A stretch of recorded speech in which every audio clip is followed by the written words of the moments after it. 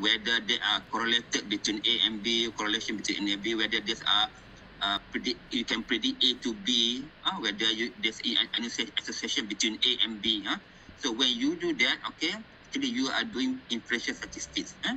So to conclude that, you need p-value, you need confidence interval. Okay, that's under inferential statistics. Okay, so that whatever decision that you make on your sample, you want to infer back to your population that you sample your data. Okay, and of course there are a lot of statistical tests, but for research, you are scientists. Okay, you are going to be research scientists. Of course, there are not only descriptive statistics, but there are also what we call it basic statistics that you must learn, basic inferential statistics. So the one that I'm going to cover is what we call, I'm dealing with parametric tests, okay? Parametric tests. So we're going to learn parametric tests, few tests, t-test and ANOVA, and later the next,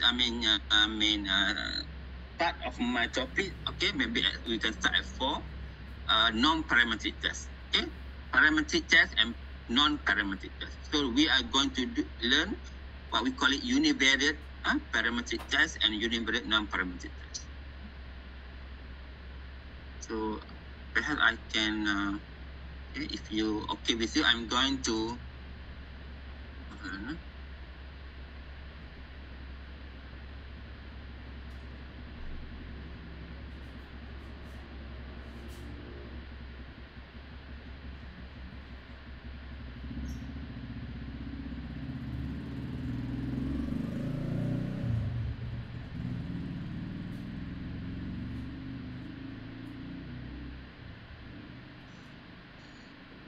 okay, hold on.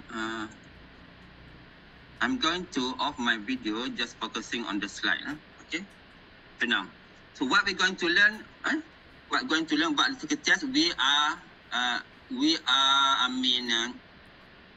handling what we call it numerical variable analysis. Okay, so you have learned variables and data.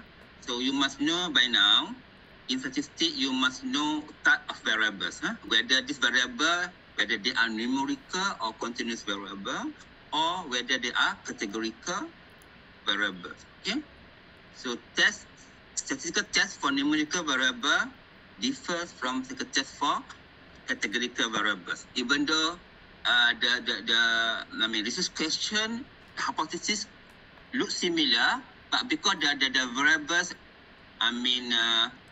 are different, whether they are numerical or non-numerical or categorical. So the statistical test will be also different. Okay. So for parametric and non-parametric test, we are dealing with numerical variables. Okay. We are dealing our outcome variables, our test variable are numerical variables. Okay. Okay now. So when you are dealing with your numerical variables, see whether you are dealing with groups, or you are dealing with another numerical variables. Okay, whether you are dealing with group or dealing with another numerical variable. Remember, your outcome is numerical variables. So you see the group, whether the group are independent or not. Okay, you must know from your design, your study, whether, let's say you have 2 groups or more groups, 3 group or 4 group. See whether by your design, by your study design, whether this group are independent or not, whether they are independent or whether they are dependent. Okay, so because second test, whether it's parametric or non-parametric, depends whether your group are dependent or not dependent. Okay, we are going to learn independent t-test and one way ANOVA for independent groups. We also going to learn PET t-test for dependent groups, and we're going to learn non-parametric tests.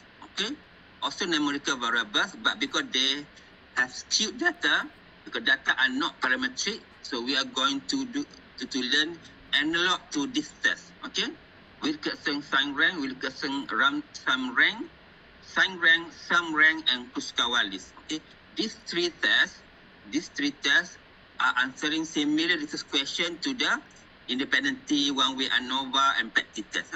The only difference, because they are skewed or not skewed, whether they are normal or not normally distributed. Okay, so this is the thing that we're going to learn, and this test we call it univariate parametric test, between only 2 variables at one time. Okay, if you have more than two outcome variable or you have more than two dependent variables, so you are dealing with multi-variable analysis. Okay, so what we're going to learn this afternoon, only what we call it univariate analysis parametric test. Okay. Okay, now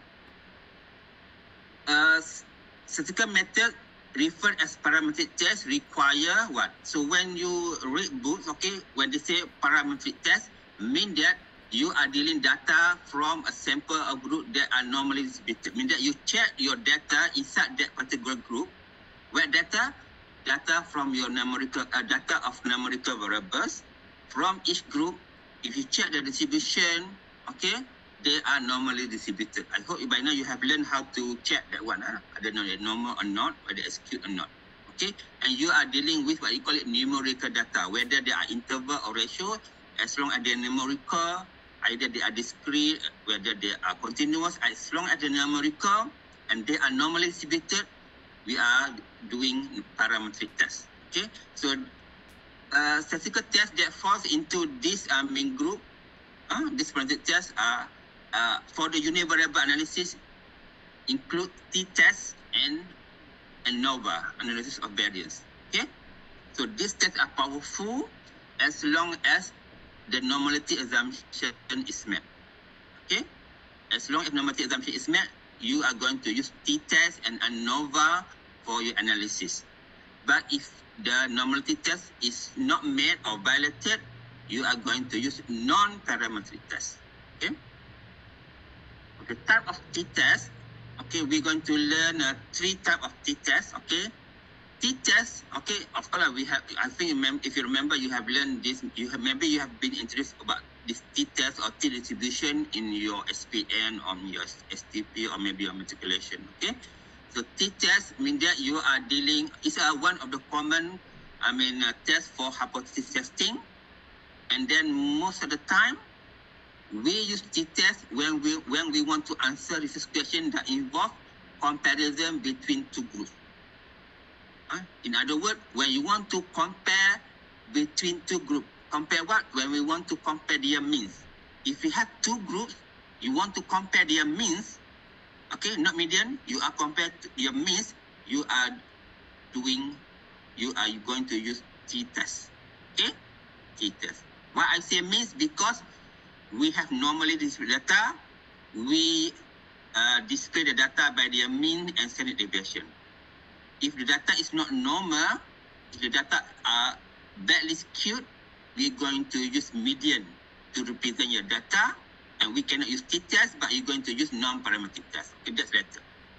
Okay, the three tests that I'm going to share with you this afternoon is include independent t-test, okay, or independent sample t-test. Okay, last time it used to be known as student t-test. Okay, but now no more. We're going to use this term independent t-test. T-test, independent t-test, PET t-test, and one sample t-test. So we're going to learn these three tests, okay? One by one. Okay, please listen. Okay, independent t-test. Okay. First of all, because what we are learning from this course is as part of your skill for your research, okay? Again, in your research, you must know your research question, you must know your research hypothesis, you must know your design and how you're going to collect your data, what is your type of variables of your data, whether it's numerical or not. That should be known earlier in your proposal when you plan for your study. Okay, let's say you are dealing research question or research hypothesis that involve numerical outcomes and numerical variables. And either your study are observational study or interventional study. If you have if you want to compare, let's say your research question require to compare two groups. To compare two groups at one time, compare what? Compare their numerical means. Compare their numerical variables by their means. If you to compare these two groups by their means, okay, you are going to use t-test. Okay, you are going to use t-test. And see whether these two groups again, whether in your study you have two groups, okay?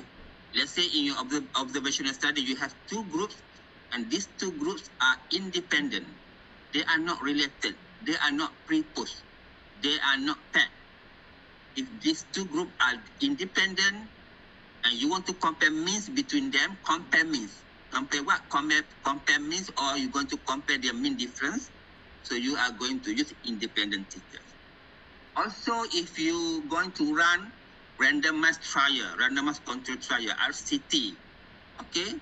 If you want to do randomized control trial, actually at the end, okay, the major analysis will be comparative analysis. You're going to compare, let's say you are going to randomize into two groups.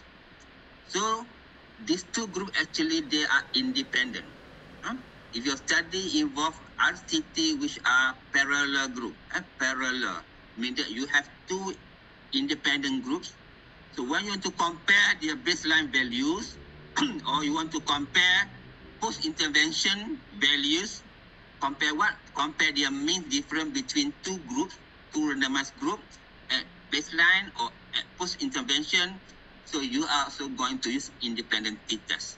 Compare means between two independent groups, either at baseline or at the post-intervention. Because these two groups are independent, you are going to use independent t-test. Okay?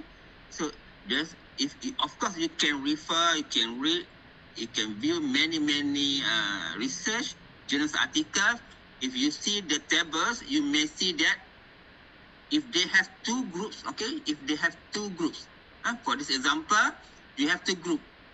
First group, continuous close monitoring group, the other group or control group, standard antenatal care. So you have two groups. If you want to compare the numerical variables, you are going to use independent t-test. Okay? So the p-value that comes from this t-test, the p-value that comes from this test, actually they come from independent t-test. Okay? Okay. I hope you have learned, okay, in inferential statistics, okay, because you are dealing with samples, not, you are dealing with sample data, not population data. So you also sample just a sample from your population. So you are dealing with small sample actually. How small depend on your research question and your research hypothesis or research objective. Okay. So when you are doing inferential statistics, okay, you need to check your assumption. Assumption of assumption on what? Assumption on your data, assumption on your analysis. Okay, so you must check and fulfill these assumptions. Only then your second test will be valid, because you are going to answer this question based on sample before you infer to population. So you must make assumptions to your sample. So for independent t-test, okay, there are 5 assumptions that you need to check. Number 1, you must check that the major variables, the outcome variables or the test variable are numerical variables. And they are numerical data. Number 2, they should be sometimes, of course, if you're dealing non-random sampling approach, should be accepted. But strictly speaking, when you collect your data, the data must be from random sample. Okay, random samples. Okay. Number 3, the two groups. Okay, remember in t-test. Okay, again, I'm going to emphasize now. In t-test, you are only handling two groups at one time. Two groups at one time. So in independent t-test, you must check whether the two groups are independent to each other by your design. Okay. Okay. Number 4, very important. In each of the groups, the data must be normally distributed. Okay. You must check whether the data inside each group, they are normally distributed. Unless, okay, we have assumption, okay, unless your sample size is big. How big? If you have data from each group 30 or more, 30 or more, okay, even though your data are a little bit skewed, so you may still use independent or t-test, parametric test. Okay, why? This form from what we call it a central limit theorem. Because central limit theorem says, as you increase your data, okay, your distribution will be towards normal. Okay, so how big? For most of the distribution, okay, 30 or more is good enough for you to say that your data are, you can assume that your data are normally distributed if you have sample 30% or more. So, in other words, I want to say, if you have, in each group, you have small data. Two groups, in each group, or either group, there are less than 30 sample, so you must check the distribution. Okay, you must check the distribution. If the distribution are normal, only then you can use t-test. If not normal, you have to use non-parametric test. Okay? The last assumption is equivariances. The equivariances of the two groups. What do you mean by equivariances? Remember, if you learn about statistics, we have a measure of central tendency, which is mean, median, mode. Okay?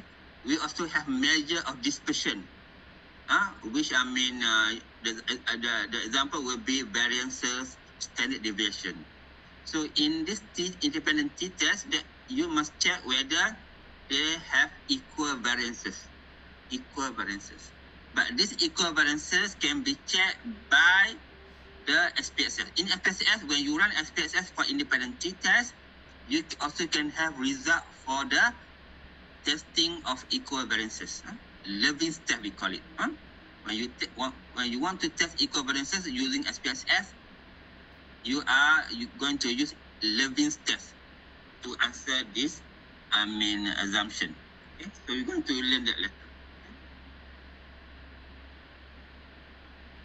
Now, you may later, but not now, because you need to use your laptop to view my slide. Okay, perhaps you can do your hands-on later. So I have already shared this data set, hypertension.sav. Okay, so in the data set, let's say you already collected your data, and in the data set you have data of age, sex, exercise, and BMI. Let's say, assuming that you're going to ask one of the research question, says that does the mean BMI differs between male and female? Okay, let's say these are your research question. You want to check whether the BMI differs between male and female. So you're going to check the mean BMI between male and female. So you need to check your means first, and then see whether they are differ by what? Using a statistical test. So we're going to use independent t-test to answer the research question. So in your data, when you enter your data into SPSS, make sure male, female actually they are from the what we call it sex factors or gender factor. So in that particular factor, you're going to have either they are female or male. And this male, female must be numeral coded. Must be numeral coding. Okay? Make that when you enter your data, make sure you put a numerical code for this one for male and female. Either 1 for male, 2 for female, or 0 for male, or 1 for female, or the vice versa also okay. 1 for female, 2 for male also okay. As long as these levels, okay, under the factor of gender or sex, male, female are numerically coded. Okay, not coded as MF, but coded by numbers, numeral coded. 1 for male, 2 for female, or the other way around. Okay, so that's how you enter your data. And then you also have your BMI in one another column of your SPSS, okay, in your data view, your data. So you have this data inside your SPSS. Only then you can run independent t-test. Okay. So these are the steps. Okay. If you learn hypothesis testing, of course there will be 7 or 8 steps for you to complete your hypothesis testing step. But for this one, for analysis, of course, some of the steps in the hypothesis testing, you can just, mention it in your write-up. But for the purpose of analysis, okay, you going to run these 5 steps. So first of all, you must know your hypothesis, null and alternative hypothesis. You must know the assumptions that you need to check. What are the assumptions that you need to check? Perform the SPSS. Okay, run the SPSS. After that, you're going to see output. You must know how to interpret the output and do your statistical conclusion, whether going to reject or do not reject the null hypothesis based on your p-value or based on your confidence interval, and present your results. Okay, and present your results. Okay, so far okay. May I know, Edward, is it okay? I'm okay, Doctor. Okay, please, okay. Now, okay, we're going to see this step one by one. Step 1, hypothesis statement. You must know your null hypothesis and especially the null hypothesis. For each of your objective, if your objective involve inferential statistics, if your objective involve comparison, if your objective involve association or involve correlation or involve, prediction, so you must have hypothesis statement for that thesis objective. Okay, so for this objective, because you're going to compare BMI between the male and female, so this is how you write your null and alternative hypothesis. Okay, so null hypothesis means that there is no mean difference of BMI between male and female. Alternative hypothesis, there is a mean difference of BMI between male and female. Pay particular attention to your null hypothesis, because later when you have your p-value, from where you get from this p-value comes from the independent detail that you're going to run. Okay, when you read your p-value, if your p-value is less than 0.05, you're going to reject the null hypothesis. Reject the null hypothesis and accept the alternative hypothesis. It's how you do hypothesis testing. Step 2, check your assumption. Remember the 5 assumptions. Number 1, check your data whether it's numerical or not. Of course, our data is numerical. BMI is numerical data lah. BMI, not BMI groups. BMI group are obese, overweight, okay, underweight. That's a BMI group. But BMI as it is, kg per meter square unit, they are numerical data. Okay, so assuming that you are doing random sampling, and check whether the 2 groups, male, female, whether they are independent or not. Of course, male and female by gender, they are independent. They are not related, but they are 2 separate, 2 mutually separate group. So they are independent. They are not paired, they are not measured twice, they are not pre-post. Okay, so these 3 assumptions come from your design and sampling method. Number 4, check your normality assumption for each group, and not the whole group of BMI. In BMI, you have 2 groups now.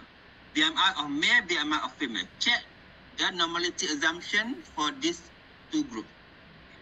So I tell you, if you have sample more than 30 in either group, you may not need to check the normality. You just assuming they are approximately normal. I mean that you can straight using the parametric test, not parametric test. So you may straight use parametric test because the data is big, 30 and above. But let's say in other situation, in other scenario, in other data, you have small sample. If you have small sample less than 30 in either group, so you need to explore by doing histogram, normality test, see the box plot, and see whether they are normally repeated or not. Okay. But for now, for this example, because our sample is large, we have male 54, female 66. It's not balanced, but it's okay. But since they are both more than 30, so you may not need to check the normality. Just assuming that they are normally repeated based on the big sample. Okay, normality assume. Okay. Okay, now. How about the equal variances, assumption, or we call it homogeneity of variances? So this can be tested using Leibniz test. To test whether the variances are equal, you can use Leibniz test. But this test they come together with the SPSS. So when you run independent t-test using SPSS, you're going to have also the Levin's test automatically. So this is one of the assumption. And then Levin's test will tell you whether your variances are equal or not. Okay, whether the equivariances are assumed or not. So if they are assumed, you're going to read this test, this particular result of t-test. If not, if the equivariances are not assumed or violated, you are going to use another alternative t-test from the SPSS. Okay, I will show you. Okay. Now, how to run, of course, sorry, because you cannot, I cannot show you because this one through online. But you can only share this one particular view. So I hope you can do it later in your free times, okay, for your revision exercise. The later, okay, how to run the test? Okay, you go for SPSS. Make sure you already open your data set, hypertension.SAV just now. Open your hypertension data set. Go to analyze, click compare means, and click independent sample t-test. So why independent sample t-test? Because remember, you are going to compare means between two groups. So you are going to use independent sample t-test.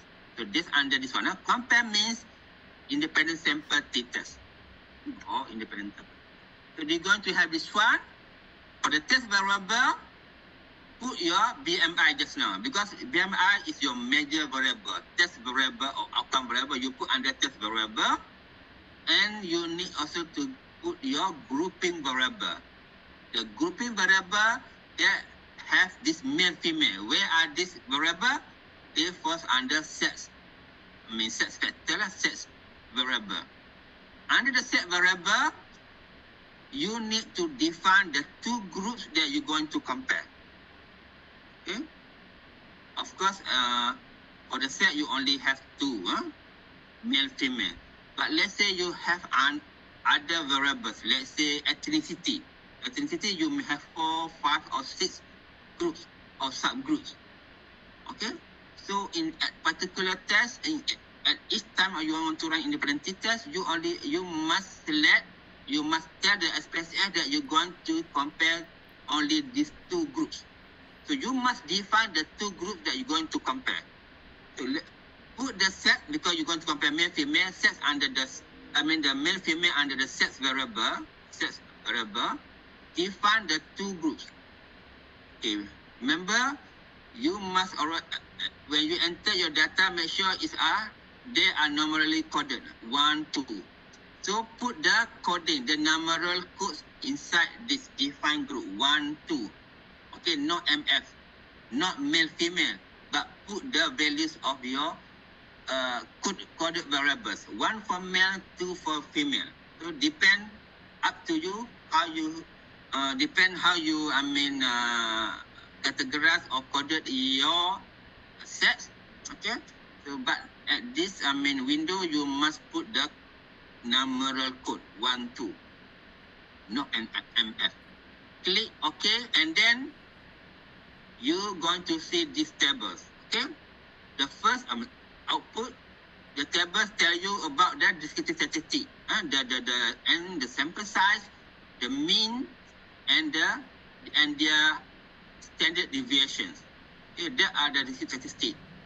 But the inferential statistic you see at the independent sample test output or independent sample test table. Okay.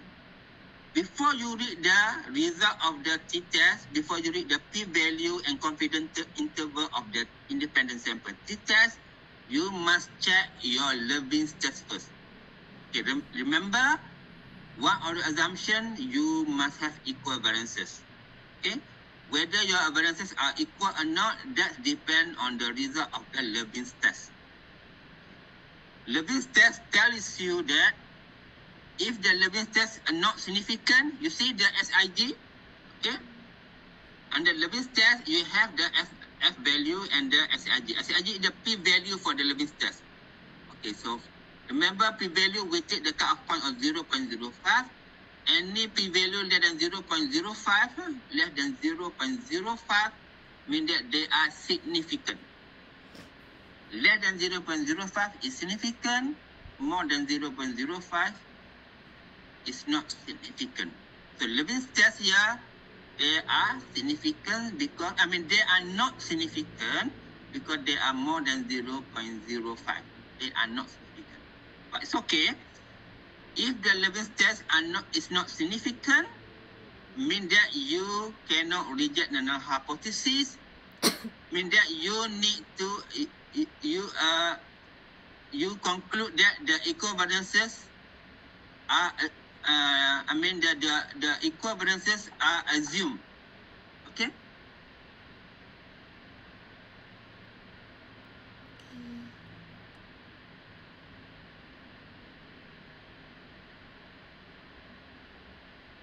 Your test, if the Leibniz tests are not significant here, because more than 0.05, the equivariances are assumed. Okay, for this example. Let's say you have this p-value of Leibniz test less than 0.05. If they are less than 0.05, mean that they are significant, mean that you need to reject the null hypothesis for this Leibniz test. They are the equivariances are not assumed. Okay. So I'm going. So I'm repeat now. Because our Leibniz tests are not significant, the equivariances are assumed. So you need to read the rows under the equivariances assumed. Okay. So these are the result. This table, this red box. Okay, under the t-test. This is the one that you need to interpret, not the lower row. We need to read the upper rows of the t-test because the equivariances are assumed now based on the Leibniz test. Okay, again, before you read the independent sample t-test result, okay, which one to read, upper row or lower row? See first your Leibniz test result. The Leibniz tests are not significant, read the upper row. If Leibniz test is not significant, is significant, you read the lower rows. Okay, so this one actually based on the some adjustment. Okay, don't worry about that. So for this particular example, your t-test result, the independent t-test result are in the upper rows. Okay, you're going to see the p-value, the significant total, the p-value, the mean difference, and then the confidence interval of the difference. Standard error difference don't need to read. P and the degree of freedom, you may put that in your result later. So our result tells that the p-value is more than 0.05, meaning that they are significant. The mean difference is 1.3. The mean difference of BMI between the two groups are 1.3. And then the confidence interval of the difference lies between minus 2.7 until 0.03. That's how you read the confidence interval. So these are the things that you need to interpret, that you need to pick up from the tables. Number one, your disease statistic tells you that the mean BMI of male is 21.3 with the SD. Mean BMI of female is 24.4 with the SD. This statistic, degree of freedom, p-value of the independent t-test, and the mean difference. Okay. Now you come to the statistical decision. This statistical decision says that because the p-value is not significant, why it's not significant? Because the p-value is more than 0.05. More than 0.05 means that you do not reject the null hypothesis. You do not reject the null hypothesis because the p-value is not significant. P-value more than 0.5 is not significant. And another conclusion also, another decision also can be based on the confidence interval. So you see, the confidence interval crosses 0. In independent t-test, okay, if the confidence interval crosses 0 values, okay, crosses 0 value because they lie between two estimates. If this estimate crosses, okay, between these two, estimate, they crosses 0 value from minus to not minus, mean that they are not significant. Okay, they are not significant. So if not significant, you do not reject the null hypothesis, means that you accept the null hypothesis. If you do not reject the null hypothesis, means that you need to accept the null hypothesis. So, in other words, if the p-value is not significant, means that there is no statistical difference between of the BMI between male and female. Okay, so this is how you conclude your analysis. The difference between BMI of male and female was not significant. Not significant because why? P-value more than 0.05, you can put the exact value there, or you just wrote that P more than 0.05. Next is you can take 3 decimals for your P-value and put also the confidence interval. So you can tabulate your table like this. Okay, put the mean of the male female BMI, put the mean difference and CI, the T statistic and the p-value. Okay, so by you looking this result, you see the p-value is not significant, means that they are not statistically different. Okay, the difference between the two BMI, male female, they are not different. So these are the steps and also how you conclude and tabulate the result of independent t-test. Okay, based on your question. Okay. So now already 3:45. Okay, I have another 2 tests, another 3 tests under this one. So we have to be do it a little bit faster. Okay, now that's for the independent t-test. Now we're going to learn PET t-test. PET t-test, same like independent t-test, we are going to compare between 2 means or so, but based on your design, these 2 means, they come from the PET group. The groups are PET or the group are not independent. They are dependent. Even though you're going to have 2 means, but because these 2 means are not independent or they are dependent, you are going to use PET t-test. Okay, so in PET t-test, you're going to compare the mean difference as well. But because the 2 groups are PET or dependent, you're going to use PET t-test rather than independent t-test.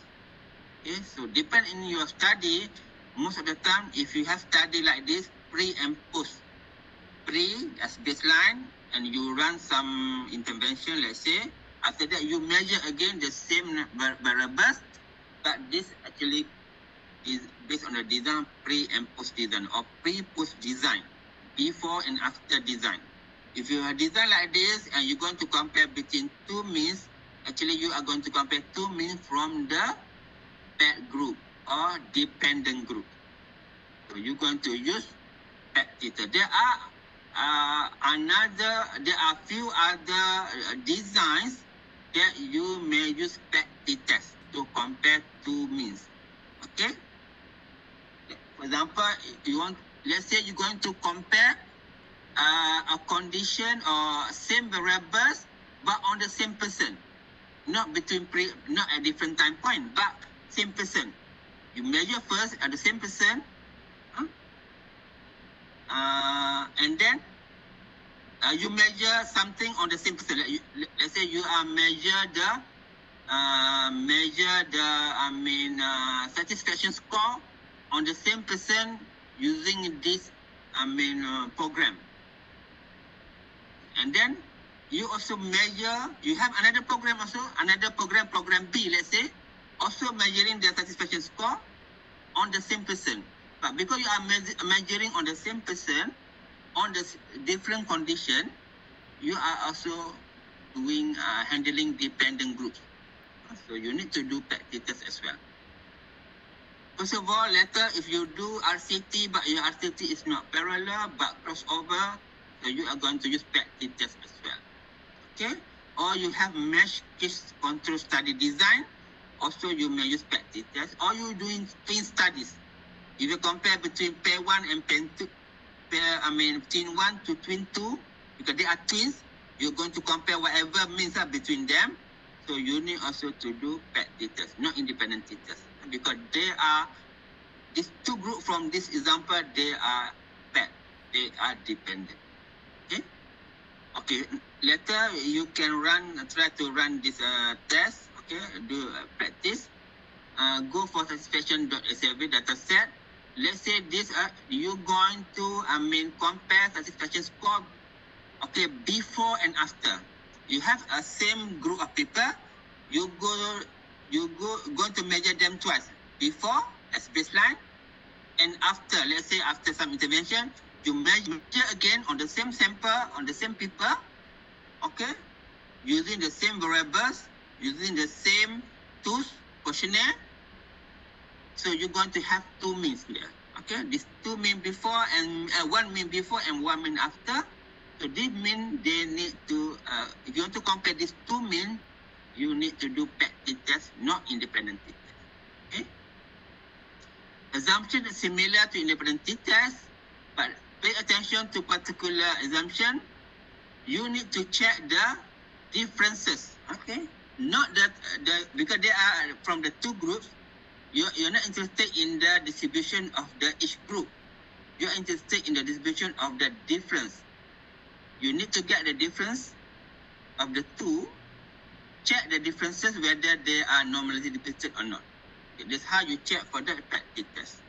Other than that, the test of course must be numerical, random sample. The two groups must be dependent of PET. Okay. Now, how to run that? Okay, first of all, remember number 4, you need to check whether the differences are normal or not. So to check that, okay, you may use your SPSS to compute your data, compute the differences of the two variables. Okay, by using transform, compute variable, name the score difference in the tab in the box. Do some numerical expression like that, post and pre, so that when you click, okay, by doing this one, compute the differences, you're going to have a new variables. So this new variable, we call it differences or score differences, up to you. So you need to check. You create this new variable, variable of differences first, and check whether this variable is normally distributed or not.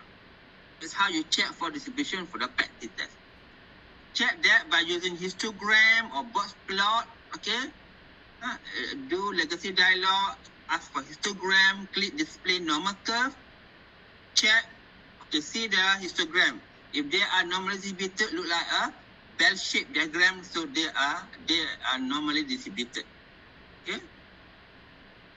So if they are normally distributed, means that your assumption is fulfilled, not violated. So you now can use PET sample t-test. Okay. Click analyze, click compare mean. Now PET sample t-test. Okay, get the two variables that you want to compare, put into this box. Okay, highlight these two variables, click here, and then get the both variable pre and post into the box.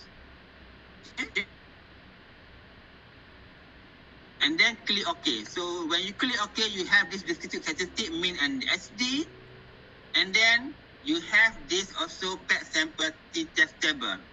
In PET sample t-test table, you don't have Leibniz test anymore, because you don't have to check the equivalences in PET sample. Okay, to check the. You don't have Leibniz test here. Straight, you read the p-value and also the confidence interval of the mean difference for you to make a statistical decision. So now, in our example, the p-value is very, very small. Mean that by 3 decimal, they are less than 0.05 already. Okay? That is very small. So if they are very small, less than 0.05, you can now reject the null hypothesis. Remember your null hypothesis, there is no mean difference.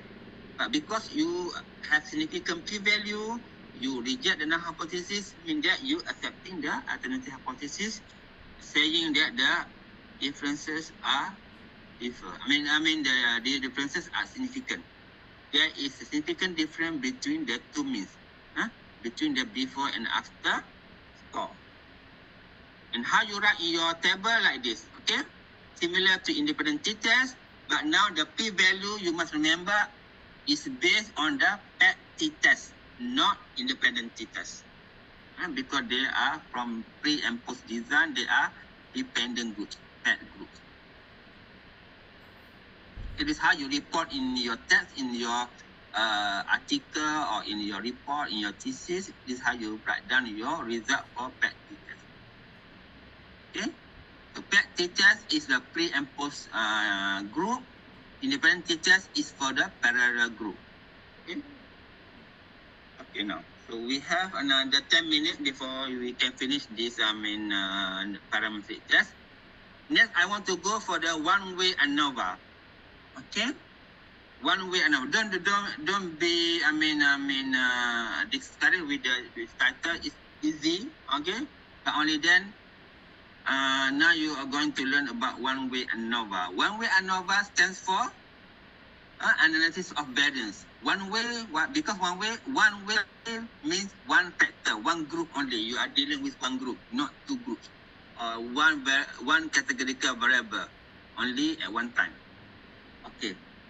In t-test, okay, remember this one. In t-test,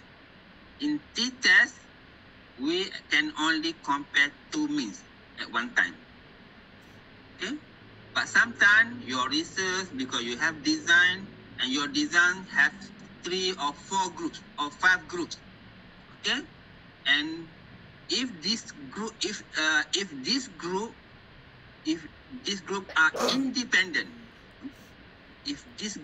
independent, you have 3 or more groups that are independent. If you want to compare means among them, okay, you want to compare means among 3 or 4 groups, 3 or 4 independent groups, you need to use ANOVA. Here, one-way ANOVA. Okay? Because you cannot use multiple independent t-tests. Okay? If you have 3 groups, mean that you need to do 3 independent t-tests. If you have 3 groups, mean that you have group A, group B, and group C. So these 2 groups mean that you have 3 pairs. A versus B, A versus C, and B versus C. 3 groups. You cannot run 3 independent t-tests at one time. Separately. A versus B, you run independent t-test, then B to C, and then into C. Because at the end, when you conclude, actually you are conclude based on the inflated type 1 error. Because at particular time when you do one t-test, you are risk of increasing type 1 error. If you run 3 independent t-tests, so the error will be increased exponentially. So that's not accepted. So to maintain the errors low, type 1 error low, if you want to compare 3 groups or more, this group are independent, you need to run ANOVA, analysis of variance. Okay, so analysis of variance, same like t-test, means that you're going to compare between groups. Between means that they are independent groups. Okay, so don't worry about this F-test. F-test, in ANOVA, we use F-test or F distribution. In t-test, we use T distribution or t-test. Okay, so the F-test tell you the value of the between group divided by value of within group. Okay, these are ratio of the variability between 2 within. It's okay, so you can read this one later. Okay, so in one-way ANOVA, actually they are similar to this question like independent t-test. Why independent? These 3 group or 4 group, they must be independent. They must be independent. Okay? And you have only one group or one factor. Okay? One group or one factor. That's why we call it one way. You only one group. The only thing, this group or this factor, they have 3 or more levels, subgroups. For example, drug factor. Let's say you do RCT on drug. And then when you randomize, you have 3 randomized groups. 3 randomized drug A, drug B, and placebo. So you see, you have 3 drugs group and a single factor, drug factor. So you run one-way ANOVA. Let's say another example, you have a factor, ethnicity factor. Okay, your categorical variable are ethnic group. Under your ethnic group, we have 3 level or 3 subgroups, Malay, Chinese, Indian. So this one actually, because you have 3 or more sub-level or 3 or more subgroup in a single factor or a single grouping variable, when you want to compare means among them, so you must do one-way ANOVA, no independent tutors. Okay? For example, let's say you may also run this ASMA and SAV data set. Let's say in this ASMA study, I have 3 groups, 3 subgroups, drug A, drug B, and placebo. So you want to compare, your hypothesis says that there is no mean difference among these 3 groups. Okay, but see the alternative hypothesis for the one-way ANOVA, little bit difference, mean that you say at least one drug has a mean difference to another drug. In other words, in one-way ANOVA, you need to have only one significant mean difference only. You have 3 pairs now, A, B, AC, and BC. As long as only one pair are significant to each other, I mean, it's one pair, they have difference in their groups to each other, mean that they already can answer the disease question. Okay? Okay, so the assumptions for the one-way ANOVA similar to the assumption for independent t-test. Mean that you're also going to have Levin's test. Okay, you need also to check the normality assumption if the group is smaller than 30. Other than that, the assumptions are similar to the independent t-test.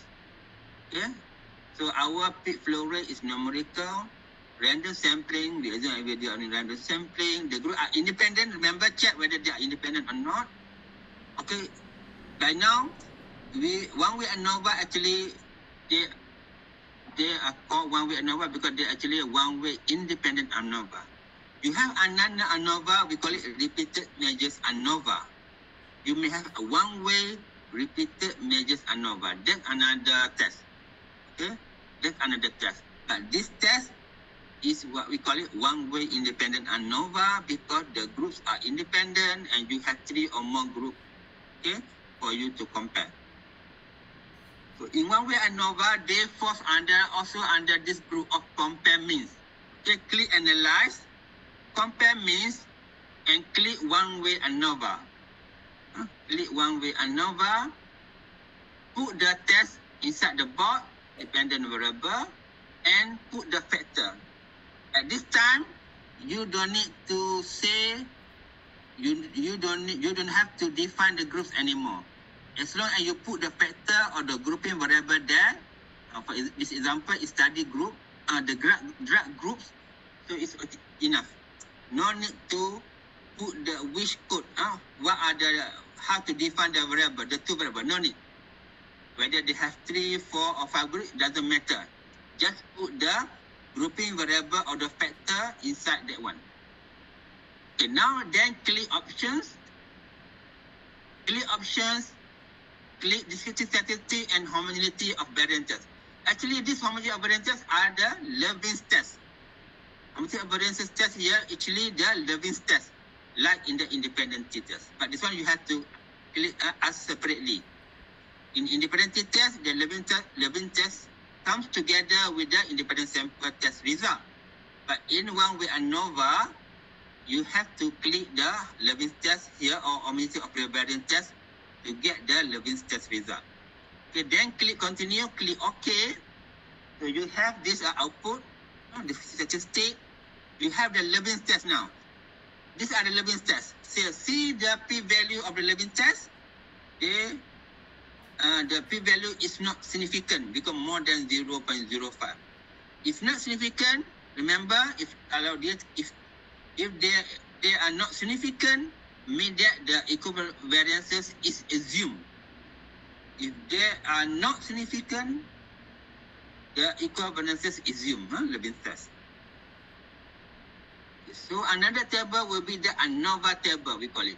So this ANOVA table, you may read the SIG or the p-value. See the p-value? P-value is very, very small, 0.000. Actually, you need to write less than 0.001. But still, it less than 0.05. So very, very small. If very small like this, less than 0.05, means that you need to reject the null hypothesis. When you reject the null hypothesis, means that you need to accept the alternative hypothesis. Go back to your hypothesis. In one way or another, the alternative hypothesis says that at least one of the means differ to another means. Remember here, 3 group, you have 3 means. If the overall ANOVA is significant, it just tells you that one of the mean differ to another mean. That's all. So you don't know whether is the mean differ to each other, or mean that A to B differ or not, B to C differ or not, A to C differ or not. You don't know.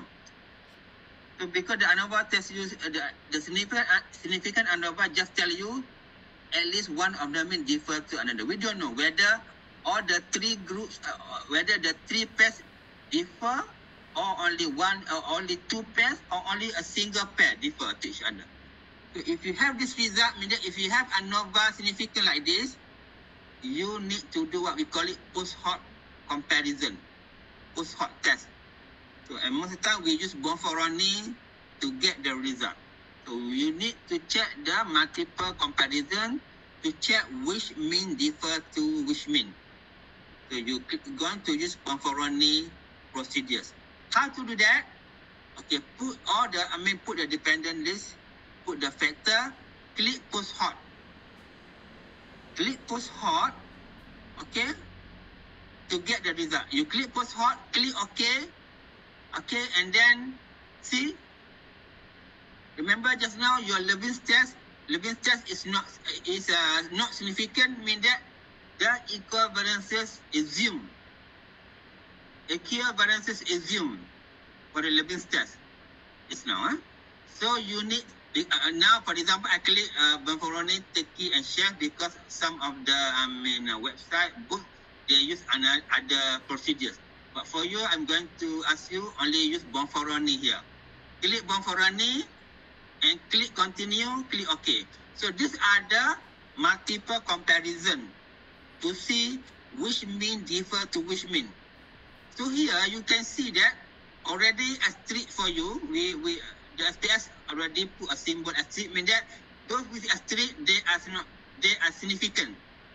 Less than 0.00 mean that they are significant, less than 0.05. So here you can see drug A versus drug B significant. Drug A versus placebo also significant.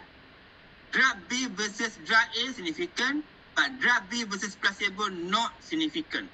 So only 2 pairs are significant, mean that drug A versus drug B significant. Drug A versus drug B placebo drug A versus placebo are significant. Drug B versus placebo not significant here. So this how mean that out of 3 possible mean different, only 2 are significant. It's okay. So this is how you write down your result interpretation, and then this is how you write down in your tables. Okay. So you use one way ANOVA, F statistic, and you put in your footnote which are the means differ to another, which group differ to another based on their means. Okay, this is how you can simplify your table for one way ANOVA. This is how you put that in your text. Okay, this one another example. Let's say in another study, another data set. Let's say your Leibniz test. Remember your Leibniz test for equivalences. Let's say they are significant. If the Leibniz test significant, means that the equivalences are not assumed. If you found that they are not, the equivalences are not assumed, you can use Dennett C. For another example, I'm not here, but for another data set, if you found that the Leibniz test is significant, equivalences are not assumed, so use Dennett C to get your pairwise comparison. Okay. Okay, I also share you how to do procedure to get display bar chart. Sometimes in one way ANOVA it's good for you to have this diagram like this. with error bars to display your result. Of course, you can try on your own later. Okay, the last test that I'm going to share now is one sample t-test. One sample t-test. Okay, so one sample t-test determines whether the sample mean is actually different from a known or hypothesis correlation mean. Okay, here, in one sample t-test, actually, you can use this test when you have your, let's say you collect your data in one particular population or in sample. Let's say you have your sample, you collect, you measure, let's say, one of the variables and get the mean. So this mean of your numerical variable in a single sample, no, you have only one group now, not two groups. You have only one group to do, and from this one group, you have one mean for your particular numerical variable. And this value, this mean value, you want to compare to a known mean. You want to compare to a non-hypothesis mean. You want to compare to a reference mean, not from another group, because you don't have another group, you have only one group. But another reference mean or another hypothesis mean is there already. The value of this hypothesis mean is there. So you use your one sample t-test in this condition. Okay, you want to compare your group mean or your sample mean to a known constant, to a known value. Okay, so you use one sample t-test. For this example, let's say you collect in your sample, you collect your data of height. You measure the height, get the mean height. Let's say your mean height is something. And you want to answer your research question or your hypothesis says that there is no mean, mean that your population mean is differ from 170 cm. 170 cm already a reference. And you want to compare your sample mean to this reference mean. So your hypothesis says that your sample mean differ from 170. That is how you write that. So you have to, so you now you need to run one sample t-test because you only want to have one group, not two groups or not three groups. But still you want to compare between two means. But the only difference is that the other means is only a reference mean, a known value. So you click analyze, compare means, click one sample t-test, and then put up your test variable and your test value. Just now in your hypothesis, you say that you want to compare whether your sample mean differ from 170 cm. So put your test value, write down your sample value there, 170, click OK, and then you're going to have your one sample statistic mean and SD. Then go for one sample t-test result, see the p-value. See, now the p-value is significant. The difference CI, the confidence interval CR, does not cross zero, meaning that they are significant. So these are your statistical decision. This is how you write down your conclusion for your hypothesis just now. So this one is meant for how you do and write down when you write down your result when you do one sample t-test. Okay, that's all for parametric test. Again, I'm repeating now. In one sample, in parametric test, you have independent t-test. You have independent t-test, Ng-Hui ANOVA, and PET t-test. Okay. So later, next lecture will be on non-parametric test. Okay. We're going to learn Wilkinson-Sangren, Wilkinson-Sangren, and Kruskal-Wallis. Okay. Okay. We stop now. Okay. Can we have a break now, Edward? In groups? Edward? Yeah, sure. Are you there? Sure. So I hope, of course, I've been quite monotonous because only one.